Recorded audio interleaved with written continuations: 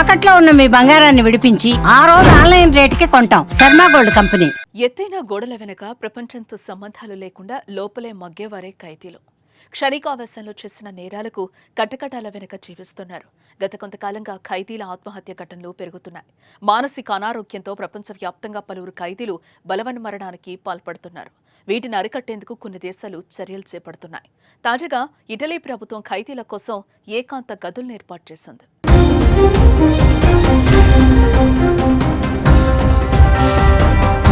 ఐరోపాలోనే అత్యంత కిక్కిరిసిన జైళ్లు ఇటలీలోనే ఉన్నాయి.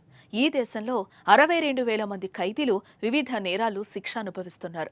గత కొంతకాలంగా ఖైదీల ఆత్మహత్య ఘటనలు పెరుగుతున్నాయి. మానసికంగా మరియు శారీరకంగా తీవ్ర ఒత్తిడికి గురై చనిపోతున్నారు. ఆత్మహత్యలు పెరుగుతున్న కారణంగా ఇటీవల కుటుంబ సభ్యులతో ఎక్కువగా మాట్లాడే అవకాశాన్ని కల్పించింది.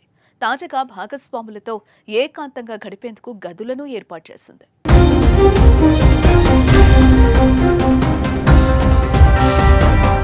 ఉత్తర ఇటలీలోని అష్టి కారాగారంలో ఉన్న ఓ ఖైదీ తాను మానసికంగా ఎంతో కుంగిపోయి ఉన్నారని, తన భార్యతో శారీరకంగా కలిసేందుకు అనుమతించాలంటూ కోర్టులో పిటిషన్ వేశాడు. అతడి పిటిషన్కు ఆ దేశ సర్వోన్నత న్యాయస్థానంలో అనుకూలంగా తీర్పొచ్చింది. ఖైదీలకు తమ భాగస్వాములను ప్రైవేటుగా కలిసే హక్కుందని తెలిపింది. వాటిని అడ్డుకోవాలని చూడొద్దని జైళ్ల శాఖను ఆదేశించింది. కోర్టు తీర్పుతో ఆ దేశ న్యాయ మంత్రిత్వ శాఖ గత వారం కీలక మార్గదర్శకాలను జారీ చేసింది.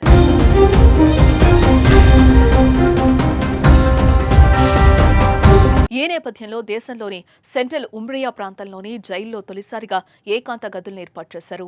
ఏప్రిల్ 18 నుంచి వీటిని అందుబాటులోకి తెచ్చారు. ఖైదీలు తమ భాగస్వాములతో 2 గంటలు గడిపేందుకు అనుమతినిచ్చారు. సదరు గదిలో మంచం, టాయిలెట్ వంటి సౌకర్యాలను ఏర్పాటు చేశారు. ఖైదీలు తన భాగస్వాములతో ఈ గదుల్లో ఏకాంతంగా గడపొచ్చు. ఖైదీల వ్యక్తిగత గోప్యతకు భంగం కలగకుండా ఆ సమయంలో జైలు గార్డులు ఎవరూ అక్కడ ఉండకూడదు.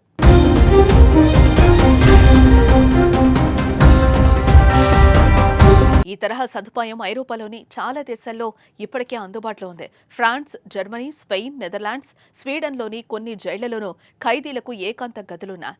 ఇప్పుడు ఏకాంత గదులు ఏర్పాటు చేయడంతో ఖైదీల హక్కుల కార్యకర్తలు హర్షం వ్యక్తం చేశారు. మరి ఈ విధానంపై మీ అభిప్రాయాన్ని కామెంట్ చేయండి.